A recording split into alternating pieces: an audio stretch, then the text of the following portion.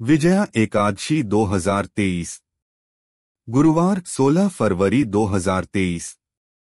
एकादशी तिथि प्रारंभ 16 फरवरी 2023 पूर्वाह्न 5:32 बजे। एकादशी तिथि समाप्त 17 फरवरी 2023 पूर्वाह्न 2:49 बजे। नोट: दिनांक 16 फरवरी को स्मार्त एकादशी और दिनांक 17 फरवरी को भागवत एकादशी मनाई जानी चाहिए। विजया एकादशी हिंदू धर्म में एक महत्वपूर्ण दिन होता है। विजया एकादशी हिंदू कैलेंडर के अनुसार फाल्गुन मास की कृष्ण पक्ष की एकादशी को रखा जाता है। वर्ष में लगभग 24 से 26 एकादशी होती है और प्रत्येक एकादशी का अपना विशेष महत्व होता है। इस प्रकार विजया एकादशी का भी है। विजया एकादशी के नाम से ज्ञात होता है कि यह व्रत विजय प्रदान करने वाला व्रत है। इस व्रत का वर्णन पद्म पुराण और स्कंद पुराण किया गया है। इस व्रत को करने वाला अपने शत्रुओं पर विजय पा सकता है। विजया एकादशी के दिन भगवान विष्णु की पूजा की जाती है। विजया एकादशी के महत्व के बारे में भगवान श्री कृष्ण ने अर्जुन को बताया था। पूजा: विजया एकादशी के दिन पूरे समर्पण के साथ भगवान विष्णु की पूजा की जाती है। व्रत करने वाले व्यक्ति को सूर्योदय के समय उठना चाहिए और स्नान करना चाहिए। भगवान विष्णु की एक छोटी मूर्ति पूजा स्थल पर रखी जाती है और भक्त भगवान को चंदन का लेप, तिल, फल, दीपक और धूप चढ़ाते हैं। इस दिन विष्णु सहस्त्रनाम और नारायण स्तोत्र का पाठ करना शुभ माना जाता है। द्वादशी के दिन ब्राह्मणों को भोजन करवाकर उन्हें विदा करें, फिर भोजन करें। पूजा का फल: विजया एकादशी का व्रत करने से व्यक्ति अपने शत्रुओं पर विजय पाता है। प्राचीन काल में कई राजे महाराजे इस व्रत के प्रभाव से अपनी निश्चित हार को जीत में बदल चुके हैं। फाल्गुन कृष्ण विजया एकादशी व्रत कथा। अर्जुन भगवान श्री कृष्ण से एकादशी का महात्म्य सुनकर आनंद विभोर हो रहे हैं।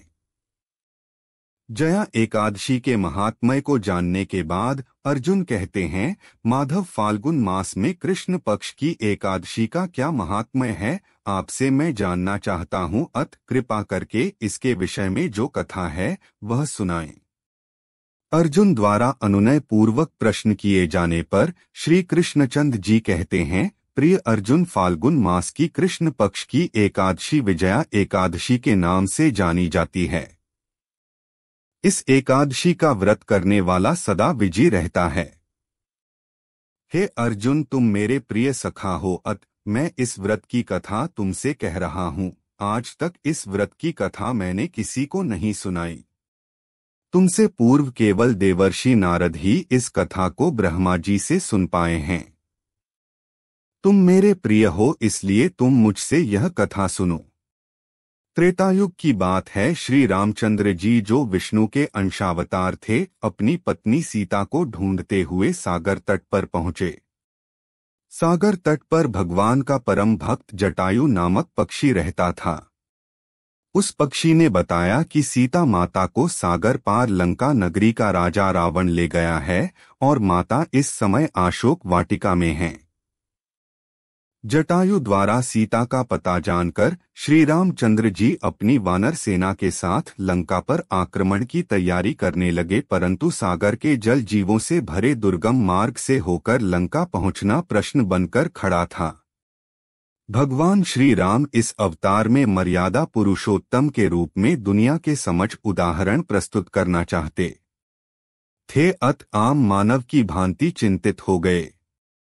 जब उन्हें सागर पार जाने का कोई मार्ग नहीं मिल रहा था, तब उन्होंने लक्ष्मण से पूछा कि हे लक्ष्मण, इस सागर को पार करने का कोई उपाय मुझे सूझ नहीं रहा। अगर तुम्हारे पास कोई उपाय है तो बताओ। श्री रामचंद्र जी की बात सुनकर लक्ष्मण बोले, प्रभु, आपसे तो कोई भी बात छिपी नहीं है। आप स्वयं सर्वसामर्थ्यवान है, फिर भी मैं कहूँगा कि यहाँ से आधा योजन दूर परम ज्ञानी वक्दालभ्य मुनि का निवास है, हमें उनसे ही इसका हल पूछना चाहिए। भगवान श्री राम लक्ष्मण समेत वक्दालभ्य मुनि के आश्रम में पहुँचे और उन्हें प्रणाम करके अपना प्रश्न उनके सामने रख दिया। मुनिवर ने कहा, हे राम, आप अपनी सेना समेत फाल्गुन मास की कृष्ण पक्ष की एकादशी का व्रत रखें। इस एकादशी के व्रत से आप निश्चित ही समुद्र को पार कर रावण को पराजित कर देंगे। श्री रामचंद्र जी ने तब उक्त तिथि के आने पर अपनी सेना समेत मुनिवर के बताए विधान के अनुसार एकादशी का व्रत रखा और सागर पर पुल का निर्माण कर लंका पर चढ़ाई की। राम और रावण का युद्ध हुआ, जिसमें रावण मारा गया।